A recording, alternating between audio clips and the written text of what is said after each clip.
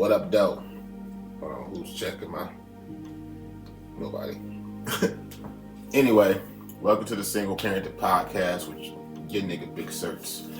Sitting here today, talking about being a single parent and purchasing a home. Yes, becoming a home buyer.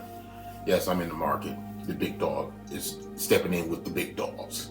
So, I'm gonna give y'all like a rundown of what I had to go through because nobody prepared me for this shit. Nobody even prepped me of what was going on. They just gave me like little bits and pieces of like what you need to do. They never really talk about the stress, the sleepless nights, thinking that you got the money, you don't got the money, can't spend the money, blah, blah, blah, blah, blah. So this is gonna be part one. I'm gonna give part two of everything that happened. So, boom. It all started in 2022. I set a goal. I told the kids, hey, don't expect nothing for 2023 Christmas because we gonna get a house. I don't know how we gonna get it. I don't know what we gonna do, but we gonna figure this shit out.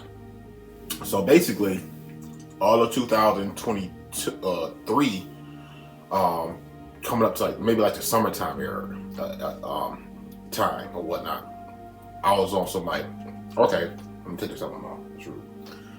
Anyway, I was like, all right, let me start hitting up these lenders and realtors and stuff like that to see what I can do. And I'm just taking baby steps. I don't know nothing about nothing. So basically, my situation was, all right, boom, my lease is up in January of 2024.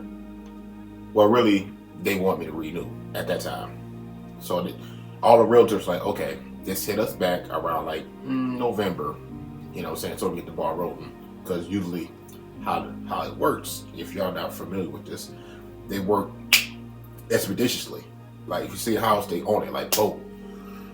So fast forward to November 2023, I got a letter from where I'm living at now saying they didn't want to renew my lease. So basically, I gotta be out this motherfucker by January 31st, 2024. Nothing should be damaged. Boom, boom. I'm like, boom, okay, whatever. So I'm in a state of emergency at this point. It's November. I got 3 months to figure out a house, come up with money and all type of shit. So I'm calling around with different lenders, realtors, and they give me all type of information all over the place. So I'm like, okay, let me just at least find a house first. I went to Zillow and I found a house. Actually was a 2-family flat. You know what I'm saying? If y'all not familiar with that, basically it's 2 houses in one. So basically I could have had the whole house and I could have rented it upstairs if I wanted to. Went in there, the houses.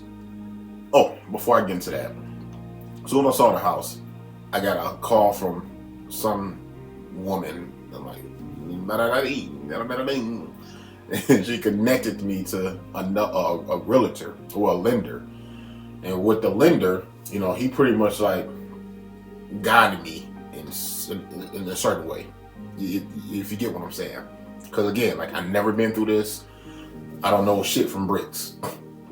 So what the lender did, she connect me to a realtor. And the realtor, we met up and we looked at the house. And again, I'm like, the house is alright. I didn't like the neighbors. They was kind of like grimming me and shit like that. It's in Detroit. But still, fuck that. I ain't money moving. I'm just moving over here and you over here looking at me crazy. Get the fuck out of here. Anyway, she asked me if I want the house. And I told her I'll sleep on it. I told her the next morning, literally the next morning, the house was gone. Somebody already put it up, already made a bid for it. So she like, boom. Next house, we got to just be up on it. Fuck that house. Pretty much what she said. I'm like, cool, bet. So I ended up finding a house that I'm moving into now. Jumped on there. Boom. The deal was rolling. I did not know that when you purchasing a house, you can't be withdrawing money. You can't transfer money. You got to keep on showing your bank accounts. Your credit score got to stay high. What else? You still got to pay your bills. You know what I'm saying? And on top of that, you still got to pay things like, I had to give her a cashier check for $1,300.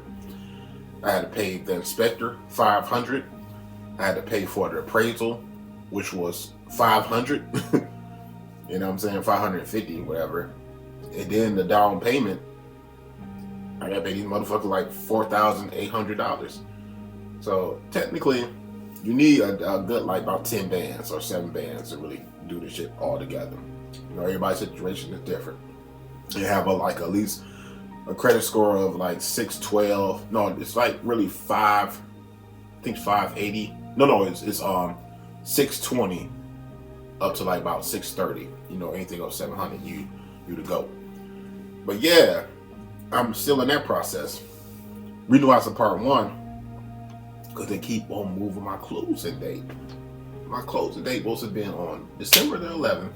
It would have been December 17th. It would have been January the 11th. Not essentially January the 30th. It's January the 19th right now, and I'm sitting here like, what the fuck? Okay, so single parents, just let you know, you're gonna be going through it. It's probably easier for like couples and stuff like that, because you can have like the single mom sitting at home and da-da-da-da-da, or the single dad sit at home and da-da-da-da-da. Yeah, that's easy for the couples. But just by yourself, you're gonna be stressed the fuck out. Bullshit, you not. Like, this ain't for the weak. But at the end of the day, like, it's accomplishing goals. Again, I made this particular podcast to let your single parents know, like, you could do it, you could get it accomplished, and I'm making it more valuable as far as content, because I know a lot of single parents out here doing it, but they ain't really put it in proper perspective. You know what I'm saying? So, if you need it, proper perspective, to get it from, who else? The motherfucking big dog. Big Certs. And I'm signing out. It's just part 1. I come back with part 2 with the finalization of all of this.